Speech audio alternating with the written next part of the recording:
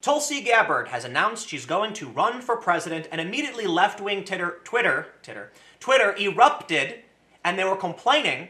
And I saw one tweet, it's from like Jared Holt, and he was like, I only see conservatives praising Tulsi Gabbard. What's going on? Let me read about her. And then he went, oh no, oh geez. And I'm like, dude, come on, man. Only the far fringe lefties don't like Tulsi Gabbard. Apparently she like rejected, here in this story we have from Huffington Post, it says, in 2016, Gabbard surrendered a plum Democratic National Committee post so she could endorse Bernie Sanders and argue top Democrats were unfairly helping Hillary Clinton secure the party's presidential nomination. Look, by all means, Tulsi Gabbard's not perfect, but it's just so absurd how, like, what is she accused of? She met with Assad because she wants to figure out how to end the war in Syria. And she didn't support him or endorse him, she just met with him. And now the left is freaking out. But she does have some stuff in her past. She was like an anti-gay activist in the early 2000s. But the point of this video is it's not just that, it's that the Democrats have become the pro-war party. I'm not making that up. There's been several polls showing that Democrats now support military action in Syria. How does this happen? Well, it's because people are partisan, they're tribal, and what they believe doesn't make sense for the most part. Now, there have been many high-profile Trump supporters who came out on Twitter complaining that Donald Trump fired 59 Tomahawk missiles into Syria. Many of the larger base of Trump supporters said you got to support the president, and they were upset. But there were some high-profile people, like really big Trump supporters, saying, "No way, I won't support the war. Trump said he was going to pull out, he was going to end this stuff." Well, Trump ultimately did. To those high-profile Trump supporters, I say kudos on your consistency in wanting to be, and being opposed to war. However, the funniest thing, and I understand there's some nuance, is that when Trump fired missiles into Syria, Democrats, 30%. Supported it. 60% opposed it. Republicans, 82% actually supported it. What happens now that Trump is pulling out of Syria? It's inverted. Now the Democrats are supporting it and the Republicans are opposing it. So it's like, look, in the instance of the Republicans, it's actually really, really simple. They support Donald Trump. When Trump fired missiles into Syria, they say they support the president. When Trump decides to withdraw from Syria, they say they support the president. That I can understand. If you voted for him, you're going to be like, hey man, I trust his judgment, right? The left, however, is just doing whatever is in opposition to the president. So here's the thing. I can understand saying I support and trust the person who's been elected president, but if you say I will oppose and resist no matter what without principle, that doesn't seem to make sense, okay? Unless the issue is I don't trust him to an extreme degree that everything he's doing is simply wrong, it just doesn't hold up. So here's what I got here. All right. So I brought this up specifically because there's been a lot of stories about Tulsi Gabbard, about how she's for or against war, and it's really hard to understand what's actually going on with her. But I started to look at this and wonder, why were they mad she met with Assad? I'm not saying Assad's a good guy by no means, but she was trying to figure out a way to end war. I'm like, I can respect that. I don't know about most of her positions, but they say the Hawaii congresswoman claims to represent the rising left, but has ties to authoritarianism and Islamophobia abroad. Wow. Well, let's take a look at just how much the Democrats actually are consistent in their beliefs. From Vox, few Democratic voters back Syria bombings, so why do so many Democrats in Congress? That is a good question from April 14th, 2017, where they showed this Gallup poll, where it says, Republicans much more positive than Democrats. Do you approve or disapprove of this U.S. military action against Syria? Republicans, 82% approved it. Independents, 44%. It's actually a relative split between independents, which you'd expect that. But Democrats disproved it.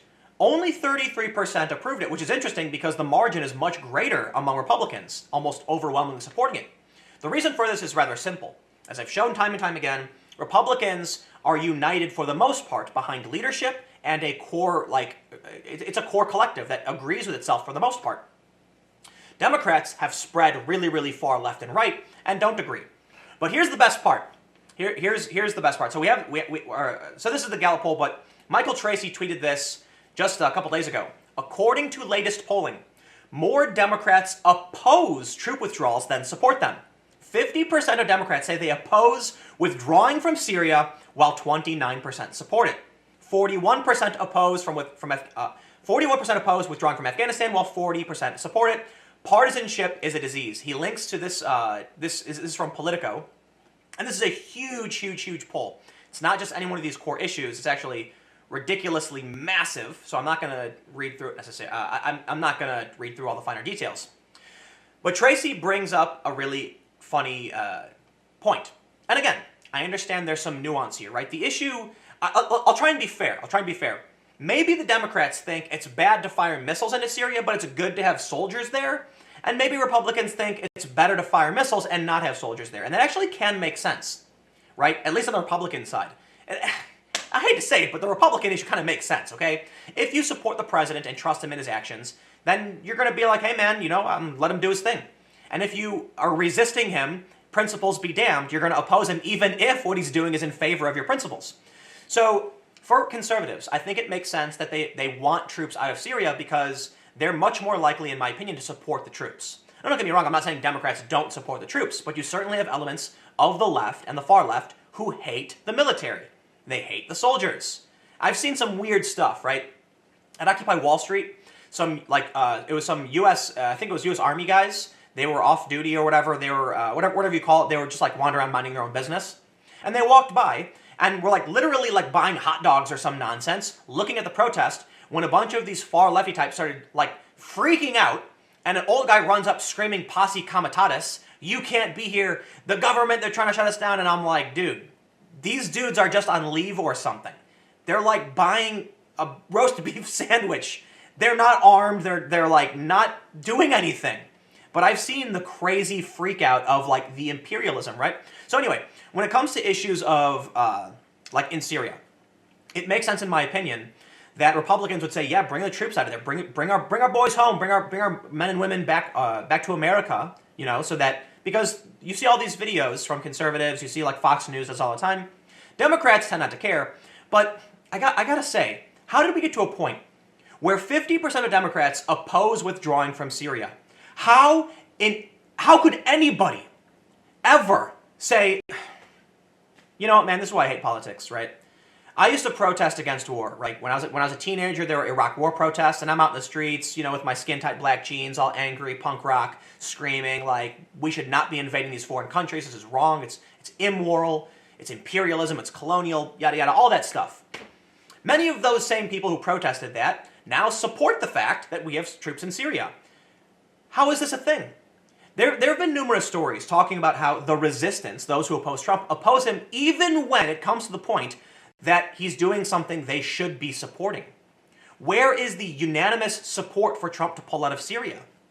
So I guess that kind of brings me to, well, actually, here's what I'll do. Let's take a look at what Vox had to say last year, because now I wonder if, again, I guess to be fair, it is different. Bombing and troops on the ground are different, but it's really the sentiment, right? They say, a new poll released by Gallup on Wednesday found that 61% of Democrats nationally oppose the strikes. We got that. By contrast, only 5 Democratic senators have come out in opposition to the attacks, according to a tally compiled by 538. The top-ranking Democrat Senate Minority Leader Chuck Schumer called punishing Syria's Bashar al-Assad the right thing to do. Meanwhile, House Democrats have been equally willing to give Trump strikes bipartisan cover. Minority Leader Nancy Pelosi called last week's attacks a proportional response, in addition to calling for Congress to reconvene in order to debate Trump's decision. So wait, she agreed with Trump on it, or what? Dozens of Democrats in both the House and Senate have demanded that Trump's administration come up with a coherent strategy on Syria and seek congressional authorization before expanding the scope of its operations. But only a handful of the most left-leaning Democrats, Tulsi Gabbard, there you go, Barbara Lee, and Ro Khanna and Ted Lieu, have publicly condemned the attacks themselves, even if most of their voters believe it's the right thing to do. Wow, that's fantastic. So here we have, once again, it ties back into Tulsi Gabbard, who is apparently now being accused by some elements of left of being pro-war, which was weird when I saw that, because I'm like, honestly, I don't know too much about her, but I really don't think that's the case. I'm pretty sure, she's a veteran, I believe, and I'm pretty sure her stance is bring everybody home, and I'm pretty sure she supports Trump's decision to withdraw troops from Syria. There's something really strange happening to our political parties. I gotta admit, I think you all can see it. The Democrats care so little about principle, it seems like they're just, whatever Trump does is wrong, whatever it is.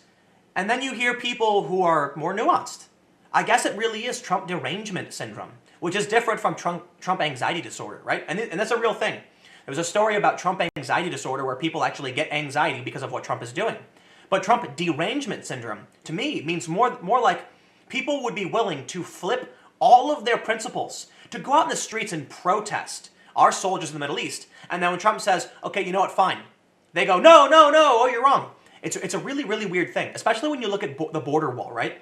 Trump, it's like Democrats forever have been saying, we need a border barrier. You know, Chuck Schumer smiling, saying, who would be opposed to that in these videos? And then basically Trump comes up and says, okay, I'll give you what you want. And they go, no, it's immoral, you're wrong. How does this make sense? How does any of this make sense? This is why I hate the political tribes. This is why I hate tribalism. It's why I hate politics. It's why I don't want to support any of these politicians. Because I'm going to look at this, and I'm going to, like, to me, the Democrats got a big problem.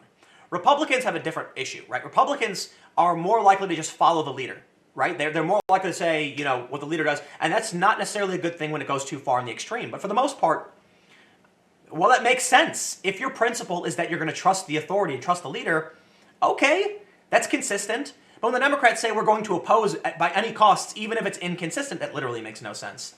Anyway, I got more videos coming. Stick around. I'll see you in a few minutes.